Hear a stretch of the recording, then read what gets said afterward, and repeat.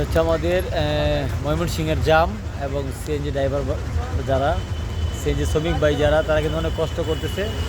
হাজার হাজার গাড়ির জাম দেখতে পাচ্ছেন, গ্যাসের জন্য ঠিকমতো গাড়ি চালাইতে পারতেছে না। সব জায়গায় একই অবস্থা, আমাদের মুক্তাগাছা ময়মনসিংহ সব জায়গায় এক অবস্থা, হাজার হাজার গাড়ির জাম দেখতেই পাচ্ছেন। কিছু করার নেই, আপনাদের কাছে 20 টাকা বেশি চাইলে ভাড়া আপনারা তো আগে ভাগ হয়ে যান। যে কষ্ট করতেছে আমাদের সিএনজি ড্রাইভার দেখছেন।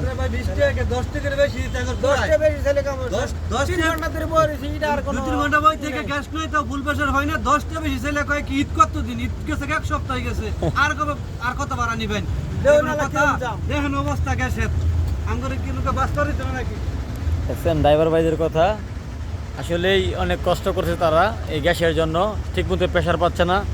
একবার গাড়ি ঢুকালে 100 টাকা 120 টাকার গ্যাস উঠছে, আবার এই 120 টাকার গ্যাস দিয়ে কিন্তু একটি যাইতে পারে না, আবার গ্যাস ভরতে হয়। এই অবস্থা, দেশে গ্যাস পাম্পের প্রেশার নাই, প্রচণ্ড গাড়ির চাপের জন্য এবং তেলের জন্য সংকট। আমাদের বাংলাদেশে বর্তমান যে পরিস্থিতি, বিভিন্ন পাম্পগুলিতে অকটেন, পেট্রোল, ডিজেল সব কিছু মিলিয়েই কি একটা অবস্থা, কি কম